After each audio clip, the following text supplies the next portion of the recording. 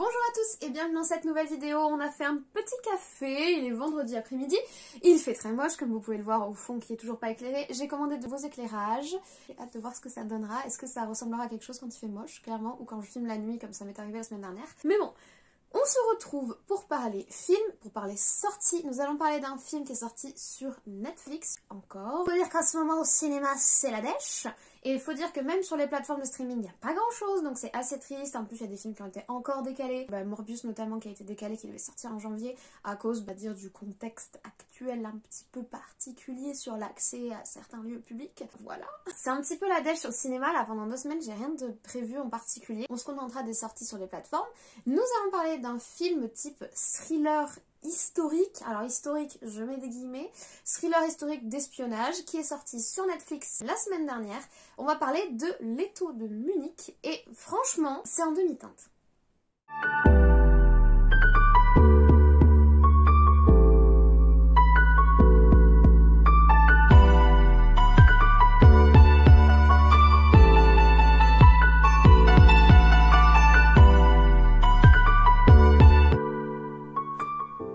Alors, L'étau de Munich est un film qui est sorti sur Netflix le 21 janvier dernier, 2022 donc. C'était un film qui était initialement supposé sortir en 2021 mais qui a été décalé sans que des raisons soient particulièrement données. C'est un film qui dure 2h09, il est quand même assez long et c'est comme je vous l'ai dit, un film de type espionnage, thriller, historique. Et il est inspiré d'un roman qui s'intitule Munich, qui est sorti en 2017 et qui a été écrit par l'auteur Robert Harris. Il faut savoir que le roman Munich est un livre de type fiction historique.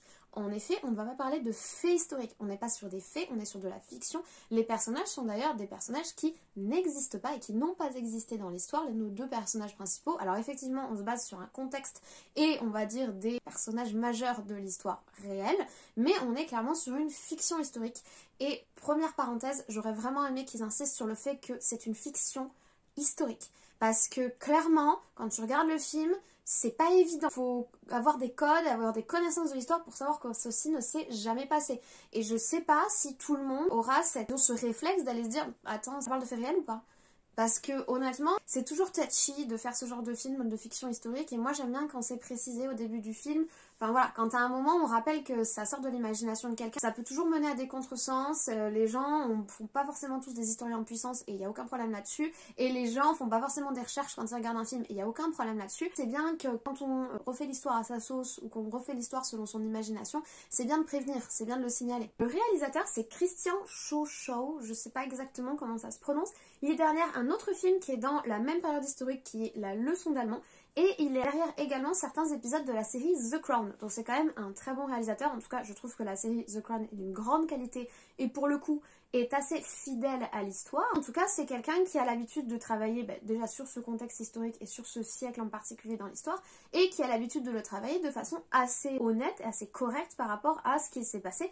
En tout cas, c'est le cas dans The Crown. Après, dans The Crown, ils ont toute une équipe, ils ont des historiens spécialisés de la couronne, ils ont des historiens spécialisés de l'Angleterre dans cette période. C'est-à-dire qu'il y a vraiment une grosse démarche et la volonté c'est de faire un reflet assez fidèle et assez correct de ce qui a pu se passer à cette époque-là. Évidemment, on est toujours dans une fiction historique, mais une fiction historique qui tend vers la réalité, puisqu'ils n'inventent pas des personnages, ils n'inventent pas des événements, ils essayent de retranscrire les événements tels qu'ils se sont passés, tout en gardant certaines retenues vis-à-vis de la famille royale, comme l'Angleterre en a l'habitude. A l'inverse de The Crown, ce film-là, ce n'est pas le cas. Et j'ai vraiment l'air d'insister dessus, mais parce que je trouve ça important de le rappeler, parce que franchement, quand je regardais le film, c'est vraiment ce qui m'a le plus dérangé. Au niveau du casting, on retrouve George Mackay, qui a notamment fait 1917, que j'ai beaucoup apprécié pour le coup, qui est un film donc qui parle de la Première Guerre mondiale et qui est assez spectaculaire. Évidemment, il mise beaucoup sur le côté spectaculaire, mais j'ai beaucoup aimé 1917. Il a aussi fait un film qui s'appelle Le Secret des Marrowbone, qui est une sorte de film un petit peu d'intrigue angoisse, très sympathique, très anglais. Ou encore le superbe film Captain Fantastic avec Viggo Mortensen, notre dieu à tous, vive Aragorn. On est sur en gros un premier rôle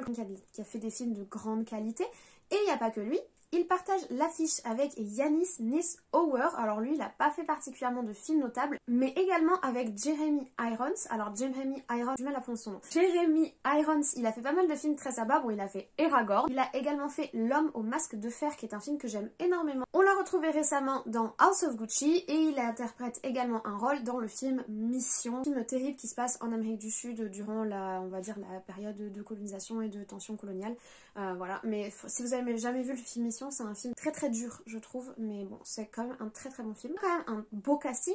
On retrouve, chose assez marrante, pour jouer le personnage de Hitler, puisque Hitler le Führer apparaît dans ce film qui se passe lors des accords de Munich, on va en parler. Hitler le Führer est interprété par la personne qui interprète Goebbels, donc un des ministres on va dire de Hitler à cette époque, qui interprète Goebbels dans le film La Chute. Donc on a une espèce de boucle bouclée, de serpent qui se mord la queue, c'est-à-dire que du coup Ulrich Matz, qui a interprété Goebbels dans le film La Chute, qui est un très très bon film sur la Seconde Guerre mondiale, il a interprété Goebbels dans le film La Chute, et là il interprète Hitler dans ce film. Je trouve ça super intéressant. Du coup quand j'ai vu ça, quand j'ai réalisé en fait que c'était le même acteur, j'ai trouvé ça super intéressant. Bon bref, ça c'est moi. Donc posons un petit peu de contexte historique pour commencer. J'ai bien insisté sur le fait que c'est une fiction historique, mais donc insistons sur la partie plus historique. On va revenir sur les accords de Munich, qui sont des accords qui ont été signés entre l'Allemagne nazie de Hitler et l'Angleterre et la France en 1938, donc avant l'invasion de la Pologne en 1939 et donc le début de la guerre. Dans ces accords, en gros, les Français et les Anglais acceptent de céder aux Allemands les Sudètes, qui est une sorte de région de la Tchécoslovaquie qui est germanophone. Il faut savoir qu'à ce moment-là, les Allemands, le pouvoir allemand nazi dominé par Hitler, cherche à mettre en place ce qu'on appelle le Lebensraum, c'est-à-dire l'espace vital allemand. Donc c'est une théorie et ça fait partie de la théorie hitlérienne de la supériorité de la race allemande dite aryenne. Et donc la supériorité de cette race allemande passe par une sorte de culture commune qui passe par la langue germanique, et donc il veut faire une espèce d'alliance entre tous les peuples qui sont germanophones, et il veut donc intégrer cette région de la Tchécoslovaquie.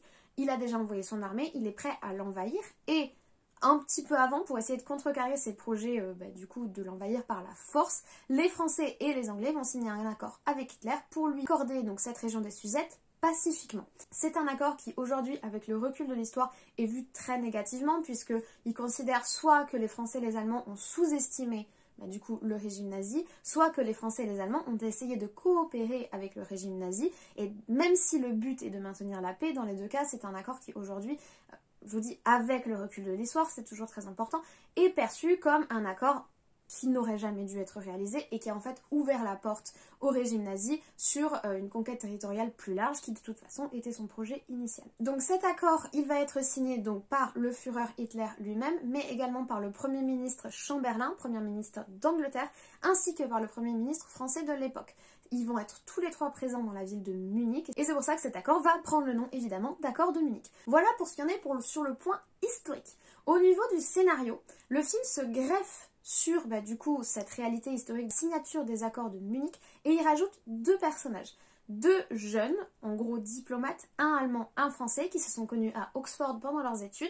Chacun est rentré dans son pays, et en fait ces deux jeunes vont essayer de contrecarrer les accords de Munich, chacun à leur façon, et vont essayer de coopérer entre eux en se fiant sur leur amitié commune et le fait qu'ils ont le sentiment, même s'ils ne se sont pas revus depuis, que l'un et l'autre pourront se soutenir. Le scénario du film repose sur une espèce de complot qui sera mené par ces deux jeunes diplomates contre les accords de Munich, et on va essayer de voir comment ils vont essayer de le mettre en place et comment ils vont essayer de faire en sorte que ces accords ne soient pas signés. Le premier écueil de ce genre de scénario, c'est que on ne refait pas l'histoire, ou alors on fait ce qu'on appelle de l'uchronie, mais si l'on ne refait pas l'histoire, techniquement parlant, quand tu commences le film, tu sais déjà comment il va finir. C'est toujours un souci. Après, je vous dis, il y a toujours la possibilité de faire de l'uchronie et de faire finir l'histoire du film différemment de l'histoire réelle du monde. S'ils greffent un complot à ce moment historique, comment ils vont le faire vivre, comment ils vont le faire évoluer, est-ce que ce complot va aboutir? C'est toujours intéressant. Plusieurs films qui abordent ça, et il y a notamment le livre Il est de retour, et ainsi que la série The Man in the High Castle, qui sont basés sur de l'uchronie. Moi je trouve que c'est quelque chose d'hyper intéressant, évidemment à prendre toujours avec des pincettes, parce qu'il y aura toujours des gens pour trouver un fond de vérité dans de la fiction, mais je trouve ça très très très intéressant l'uchronie. Donc de base, quand j'ai lancé le film, je me suis dit, ça se trouve c'est ça qui va être proposé. Qu'est-ce qui se serait passé si on n'avait pas signé les accords de Munich? Ça serait super intéressant comme sujet, quoi. Donc j'étais vraiment intriguée dès le départ. Au niveau de sa réalisation, le film est assez beau, même s'il est assez neutre. On n'est pas sur quelque chose de très très spectaculaire, sur de la diplomatie. Donc forcément, on va pas avoir de grandes images guerrières, de grandes images, de grands moments d'action, etc. On est plutôt sur un film d'espionnage, puisqu'on n'est quand même pas sur de l'espionnage de haut vol. On n'est certainement pas sur du 007, voilà. mais le film est quand même assez beau, les décors sont très propres, très beaux, les costumes sont bien, soit bien la différence avec les moments où on est en Angleterre et les moments où on est en Allemagne, puisque quand on était en Allemagne, on insiste vraiment sur la présence du régime nazi, avec tout le décorum, etc., qui n'est pas réaliste. Je veux dire, effectivement, le parti nazi était très visuel dans l'espace et il jouait beaucoup sur ça. Et en plus, on est dans la période où l'Allemagne est en train de se fanatiser autour du coup du personnage et des mouvements politiques qui sont en cours, et où on commence à basculer vers du coup un racisme de plus en plus présent, un antisémitisme de plus en plus présent, et qu'on nous montre pas mal à l'image lorsqu'on nous montre des rues allemandes, lorsqu'on nous montre ce qui se passe en fait en Allemagne. On insiste beaucoup sur ces faits-là. Maintenant voilà, les costumes sont beaux, la lumière est pas mal, il y a une alternance entre les moments de lumière de ton froid qui vont être plutôt les moments où ils font un peu de l'espionnage, vous voyez, et les moments de ton chaud où on est du coup lorsqu'on n'est pas en train de faire quelque chose de secret. C'est intéressant. Maintenant voilà, c'est pas spectaculaire, l'image est pas absolument incroyable, on renouvelle pas le genre, c'est assez classique mais ça reste tout à fait agréable à regarder. Au niveau de la musique, c'est assez intéressant aussi, pareil, on alterne entre des musiques plus typiques de cette période en Angleterre et des musiques allemandes, notamment lorsqu'ils sont en extérieur, dans des bars, etc. en Allemagne.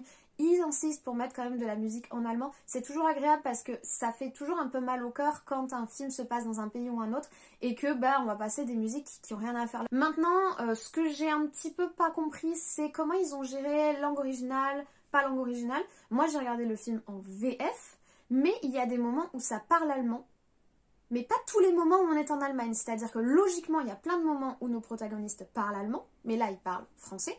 Et par contre, quand c'est Hitler qui parle, c'est en allemand. Je sais pas pourquoi. Hitler, il ne parle que en allemand, même dans les films, il refuse de parler français. J'ai trouvé le choix très bizarre. Si tu veux vraiment mettre une alternance entre les Anglais et les Allemands, quand on est en Angleterre, ils parlent anglais, quand on est en Allemagne, ils parlent allemand. Tu mets des sous-titres, c'est pas grave. Mais pourquoi il y a que Hitler qui parle allemand? C'est étrange comme choix, je veux dire, c'est très bizarre. Oui, ça lui va bien, je veux dire, correspond au personnage. J'ai trouvé ça curieux. J'aurais bien aimé que tout soit en allemand. Après, personnellement, j'ai fait allemand LV2. J'ai de très légères notions qui subsistent. J'ai trouvé ça sympathique d'entendre de l'allemand. Ça faisait très longtemps que j'en avais pas entendu. J'en aurais peut-être voulu plus pour mettre un petit peu plus de réalisme et de corps à l'histoire. Mais bon, voilà, c'est un choix curieux. Je ne sais pas comment justifier, mais c'est un choix. D'ailleurs, en parlant du personnage Hitler, au niveau du choix de son acteur, on a eu plein de représentations différentes d'Hitler. On a des représentations d'Hitler très surjouées. La plus classique est la satire de Charlie Chaplin en 1940 dans son film Le Dictateur, où là on est vraiment dans l'excès. On va voir celle qui est faite dans le film La Chute de 2004, où on a un Hitler fatigué. On est sur les derniers jours de sa vie, on est sur les moments justement de la chute du Führer. Donc on a un Hitler fatigué, disons beaucoup plus intimiste, on va dire. Donc c'est pas du tout l'homme agité qui met des barres dans tous les sens. Après, dans les films d'action plus classiques, effectivement, on s'en tient souvent à cette image de quelqu'un de très agité qui hurle beaucoup. Voilà, alors que c'était un personnage qu'il avait créé pour les médias, il n'était pas comme ça tout le temps non plus. Il avait vraiment travaillé sa gestuelle et travaillé sa parole pour transmettre son message médiatique, et il s'était vraiment créé un personnage presque théâtral pour incarner un petit peu cette image de personne extrêmement hargneuse, motivée, dynamique et guidée, on va dire, par son projet. C'était vraiment comme ça qu'il essayait d'incarner qui il était.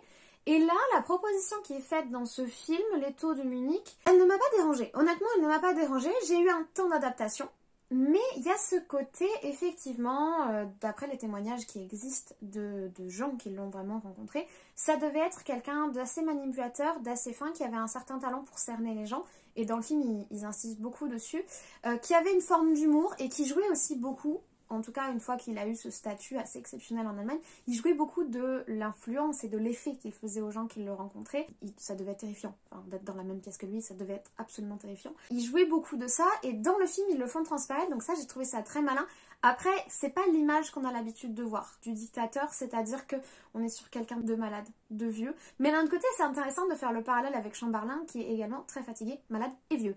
C'est aussi intéressant de voir que tout cela, tout ce qui se passe à ce moment-là, c'est des choses qui sont cuisinées par des gens fatigués, malades et vieux. Mais bon, bref. Au début, j'ai eu un petit mouvement de recul, un petit mouvement de doute, et puis finalement, j'ai accroché. Je sais pas si c'était le meilleur choix, mais ça marche. Je vous ai un petit peu parlé de la tension qui règne dans le film, et ça, c'est vraiment ce qui m'a accroché, ce qui m'a intéressé dans le film.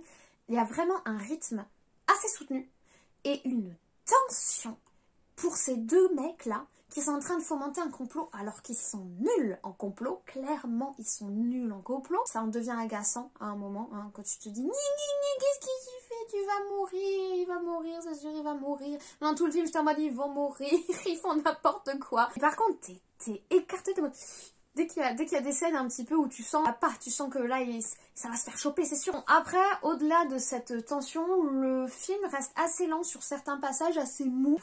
Surtout, principale critique du film, tu te rends rapidement compte que ces deux gars-là, dans la vraie vie, ça se serait pas bien passé. Hein. Ah non. Ça se serait pas bien passé du tout. Alors je sais pas si c'est le film qui a amené ce côté très amateur, on va dire, ou si c'est pareil dans le livre, mais j'ai vraiment eu du mal avec cet aspect-là du film, et alors aussi avec le côté pathos. Je sais pas pourquoi, à un moment dans le film, il décide de te rajouter une bonne couche de pathos. Je trouvais ça pas du tout nécessaire. J'ai pas compris ce choix-là. Je pense qu'on aurait pu tout simplement enlever cette partie et on n'y aurait rien perdu. Mais bon. Maintenant, au niveau du message du film, alors disons que voilà, la première chose qui m'a dérangée, j'ai insisté dessus, c'est ce côté histoire-fiction qui est pas vraiment très signalé, très balisé. Alors effectivement, il y a eu des complots contre Hitler, notamment la très connue opération Valkyrie en 1944 où des dignitaires nazis ont tenté de tuer Hitler. Donc je pense que les gens peuvent savoir vaguement qu'il y a eu des complots et que ça a existé, mais il est très dangereux d'associer ce film à la réalité. Du coup, ça donne une image un petit peu déformée de ce qui s'est réellement, en tout cas de ce qu'on en sait, passé. Et alors, à l'inverse, par exemple, le film Valkyrie qui met en avant le vrai complot attesté de l'opération Valkyrie qui a tenté de tuer Hitler en 1944. Ce film-là qui est sorti en 2008, alors le film n'est pas parfait, il est assez spectaculaire, il insiste sur une espèce d'esthétique très spectaculaire, et puis en plus, je sais pas pourquoi... il n'y a personne qui parle allemand là-dedans, ils ont choisi, je crois que c'est Tom Cruise, pour incarner le chef de l'escadron Valkyrie qui va essayer de tuer Hitler.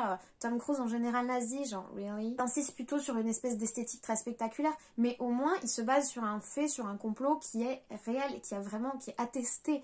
Donc là, pour le coup, c'est intéressant de l'approcher. Mais là, un complot qui aurait essayé de remettre en cause la signature des accords de Munich, je sais pas, j'aurais apprécié qu'on nous rappelle que c'est pas vrai, quoi. Et autre chose, je dirais que le film est pas totalement innocent. Certaines scènes semblent prendre fortement position et éclairer par rapport au contexte actuel avec la montée des extrêmes et d'une certaine contestation, on va dire, populaire en Europe de différents bords politiques. Disons qu'on sent que le film essaye de s'appuyer sur l'histoire pour faire passer des messages. Or, il ne faut pas juger l'histoire et il ne faut pas utiliser l'histoire au regard du présent. L'histoire, c'est ce qu'il s'est passé, on peut en apprendre des leçons. Au contraire, c'est exactement ce qu'il faut faire. Il faut essayer de comprendre l'histoire pour essayer d'éviter les écueils qu'on a déjà traversés. Mais par contre, il ne faut pas juger l'histoire et il ne faut pas regarder les histoires avec les lunettes du présent. Il ne faut jamais commettre cette erreur parce que c'est tellement facile de juger les personnes à ce moment-là, une fois que tu sais tout. C'est tellement facile de juger les choix qui sont faits, les valeurs qui sont mises en avant par des gens il y a 200, 300, 600, 1000, 2000 ans. À regard du confort, de la technologie, des connaissances et puis surtout de tout ce que l'on sait sur ce qui se passait à ces différents moments-là. C'est pas malin de juger l'histoire parce qu'on ne sait pas exactement ce que ces gens savaient et nous on sait ce qui se passe après. Et effectivement on peut se dire ah ben voilà ils ont signé les accords de Munich et après Hitler il s'est senti tout puissant mais est-ce que eux ils pouvaient vraiment le savoir? Non. Et du coup l'image qui est donnée du ministre Chamberlain dans ce film elle est très particulière. Et je sais pas si c'est très souhaitable de porter ce regard-là sur l'histoire. En tout cas, moi, ça m'a dérangé. Ça m'a mis dans une situation de malaise, en fait. Alors, le film est très sympa. Moi, j'aime beaucoup les films d'espionnage. J'aime beaucoup les films historiques. J'aime ce contexte-là. Mais peut-être pas se greffer de façon aussi intense et aussi proche de l'histoire, des faits de l'histoire. Et garder une certaine distance, une certaine nuance, un petit pas de recul pour montrer qu'on est toujours sur de la fiction et essayer de pas juger l'histoire aussi, ce serait bien. Donc est-ce que je recommanderais le film? Je ne sais pas. Oui, il est sympathique, mais tout en gardant à l'esprit ce que je vous ai dit. Maintenant, c'est pas clairement le meilleur film qui a été fait sur la Seconde Guerre mondiale et c'est clairement pas le meilleur film qui a été fait pour essayer de comprendre la politique hitlérienne nazie et même comprendre la géopolitique de l'époque. Le mieux c'est des documentaires, mais vous pouvez voir le film La Chute dont je vous ai parlé de 2004 qui s'inspire d'un livre, mais qui s'inspire surtout du témoignage qu'a fait la secrétaire d'Hitler, donc la secrétaire d'Hitler qui a survécu à la guerre et qui a ensuite témoigné de son expérience. Elle avait 22 ans lorsqu'elle était sa secrétaire. Elle s'appelait Trold Junge et elle a témoigné par la suite de du coup cette intimité qu'elle a connue et ça a beaucoup nourri la construction du scénario de La Chute. Et surtout, La Chute nous montre ce fameux théorie d'Hannah Arendt qui est la banalité du mal, c'est-à-dire on n'était pas sur des monstres, ils n'avaient pas des cornes, ils n'avaient pas des peaux d'écailles, c'était pas des tueurs fous, c'était pas des sociopsychopathes, c'est la banalité du mal et surtout comment la machine s'emballe en fait. Comment on va diaboliser la figure d'Hitler. Hitler au final quand tu le vois dans la chute, c'est un vieil homme fatigué et malade qui a juste réussi à fanatiser des gens de la vie de tous les jours. Et donc pour le coup, moi La Chute c'est mon film favori pour parler et pour évoquer la figure de Hitler et évoquer la Seconde Guerre mondiale, même si malheureusement on ne voit que les derniers jours. Moi j'aurais bien aimé avoir un regard porté comme ça, mais sur l'intégralité de la montée de sa politique jusqu'à l'apothéose et ensuite la redescente. Là on a que la redescente, mais c'est quand même très très intéressant. Et puis après il y a toujours le classique, Le Dictateur de Charlie Chaplin, qui là est encore tout à fait autre chose. C'est une satire très très très surjouée, mais ça reste un grand classique. Côté de films comme ça, c'est sûr que L'étau de Munich fait pâle figure. Maintenant j'ai quand même passé un moment relativement appréciable et effectivement j'ai été emportée par l'histoire, donc le film est bien monté, bien conçu, mais voilà, j'ai quelques petites choses qui m'ont mis dans des positions de malaise. Voilà, je vous remercie d'avoir suivi cette critique, je suis désolée, elle est un petit peu longue, mais c'est un sujet qui me tient à cœur. Mes sujets de prédilection, c'est une partie de l'histoire sur laquelle j'ai vraiment un intérêt particulier et où j'aime qu'on soit un peu précis, j'avoue, voilà. J'ai mes petites obsessions, on va dire. J'espère que ça vous a intéressé, j'espère que vous avez apprécié cette critique.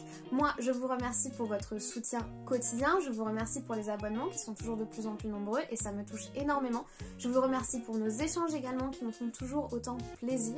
Et écoutez, je vous souhaite également une très bonne journée, une très bonne semaine, de très bons visionnages comme toujours et nous on se retrouve très très vite.